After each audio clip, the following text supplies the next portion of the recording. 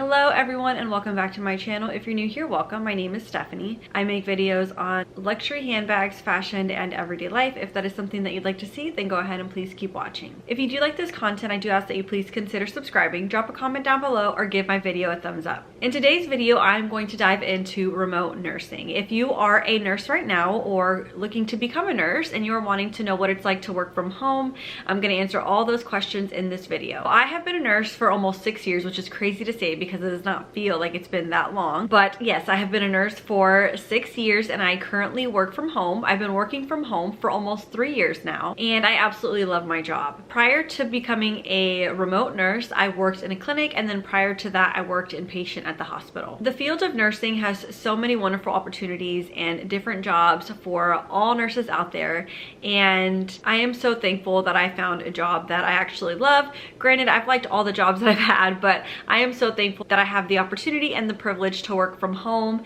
and I really do enjoy it. So there are different types of nursing jobs that you can have that include working from home. Just to name a few: case management, utilization review, and of course telehealth. I am a telehealth nurse. A lot of people ask, like, what kind of experience do you need, or how did I come to get my job? So I will say experience has a little bit to do with it, but ultimately it's going to be dependent on the department leadership and what their needs and what they're looking for in a candidate. So when I applied to my current job, I was a nurse for 4 years, and I was actually told in the interview that I was one of the younger nurses that they were looking at to interview. The other nurses had been nurses for like decades. Obviously I interviewed really well, or they liked me because I got the job, and I have been working remote going on 2.5-3 years. I work from home within my local hospital's healthcare system. So a lot of people ask, where can I apply for a remote job? So they are really all over if you look for them. I will say, if you are in a major city or you are in an area where there is a major hospital organization, so a big organization, I would first check your local hospital's organization, because I feel like your chances are better of working locally with a hospital that is in your town or near your town, as opposed to applying nationally and competing against every other nurse that is applying for that job. Also, you have to consider what state you're applying to, licensure, and so on and so forth. So of course, to practice as a nurse, you have to be licensed in that state. If you'd like to work for a national organization, it just depends on what the licensure requirements are. Does it have to be local to that state where the organization is based out of? It gets a little bit more complicated. So what I would suggest first is that you apply locally to see what's around you, because of course the resources are there. You're only competing with the nurses in your area, and I feel like the chances of you getting a job remotely is better that way. Granted, there are jobs like you can work with insurances like Blue Cross Blue Shield, Aetna. There are many jobs, but that's what I would recommend because that's what I have experience in. Well, my job's schedule is Monday through Friday, like a typical 8 to 5. Some days you'll go in earlier, some days you go in later. It just depends on the needs of the department. Typically it's a Monday through Friday, 8 to 5, and weekends off, and then sometimes you do have to work some holidays if you're helping out the other department. My job is to triage red flag symptoms. So that includes like chest pain, difficulty breathing, fainting episodes, suicidal, homicidal ideation, those types of things. So that's strictly what we are triaging at my department. We also have a sister department, which is a 24-hour nurse advice line, which I love to pick up and work on.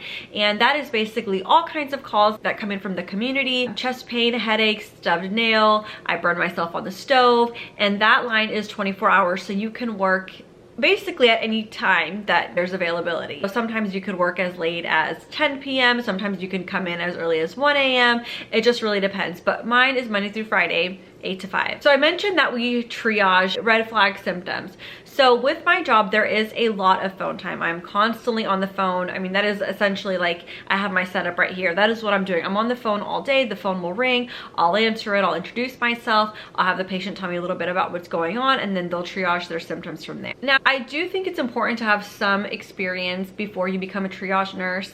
It doesn't necessarily have to be ER experience, even though that experience is completely invaluable. I feel like it is great experience to have. A lot of the nurses that I work with have prior ER experience, and that is very, very helpful. I, however, do not have any ER experience. Like I said, I worked in a clinic, and then before this I worked inpatient, but I do have some experience with triage, as I did triage in my previous role. So like I was saying, you don't need to have a lot of experience, but you do want to have some experience because sometimes you just never know what kind of call you're going to get coming through the phone, and you really have to think critically and efficiently to be able to get the patient to where they need to go. So for example, you don't want to delay care, asking a whole bunch of questions, determining what's going on. You really want to hone in on what some key symptoms are and then kind of go from there to determine, does this patient need to call 911? Do they need to go to the emergency room? Can they just make an appointment with their provider? We do follow a protocol, so it's the Thompson-Schmidt triage protocols. So that is very helpful in determining what patients need to go where, and that's why you don't need to have exclusively ER experience because those protocols do help you, but it is important to have some experience. So if you are a newer nurse, newer grad,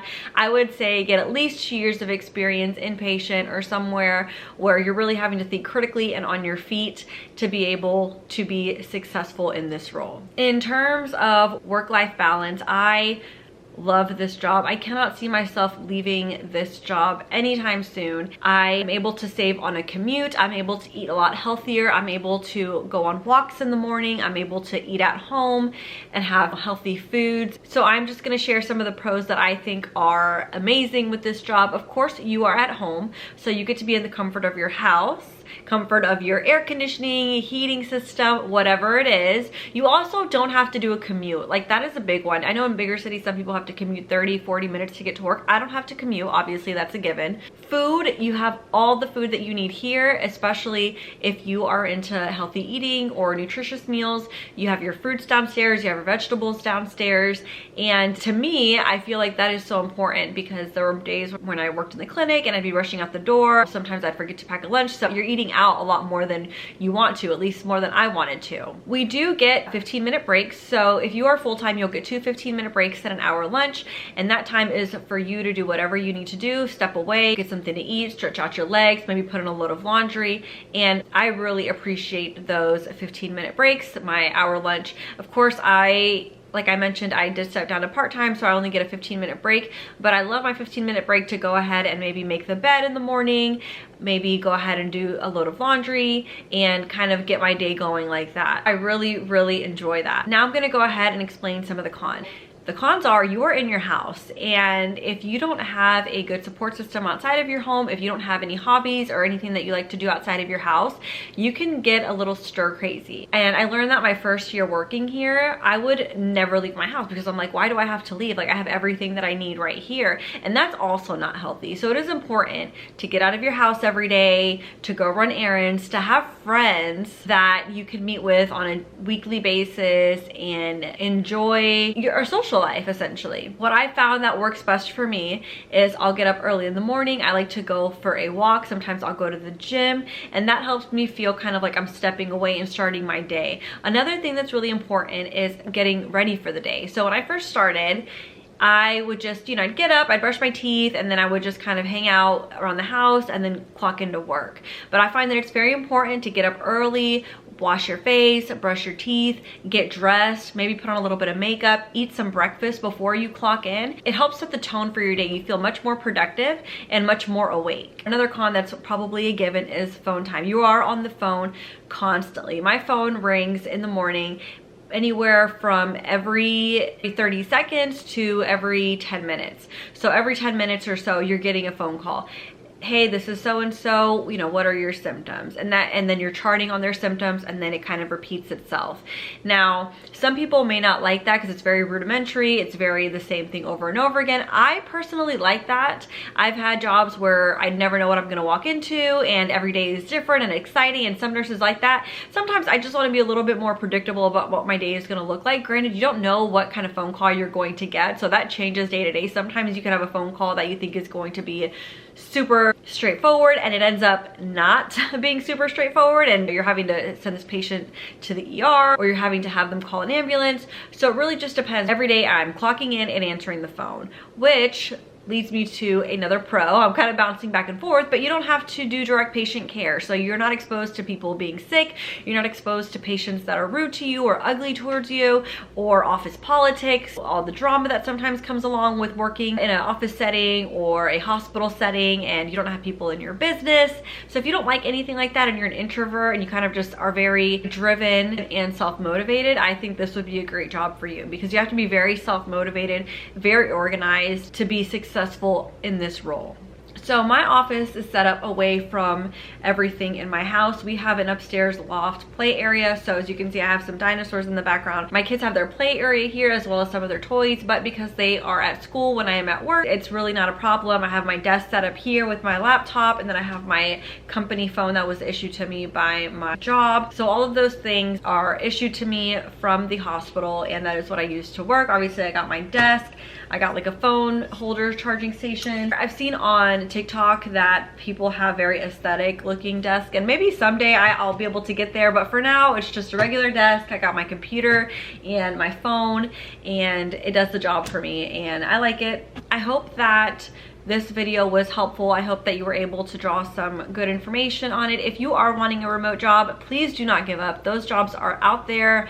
They may be hard to come by, but I promise you, if you keep looking, those jobs do exist and they are out there. So just make sure that your resume is up to date. Make sure that you have some strong interview skills, and I wish you all the best in securing a remote RN nursing job. I can also do videos on what it's like to be a clinic nurse, what it's like to be inpatient. If there are newer grads or nursing students that are interested in seeing those videos, just drop a comment down below. As always, I do want to thank you guys for watching. You can follow me on Instagram and TikTok at YouFancySteph.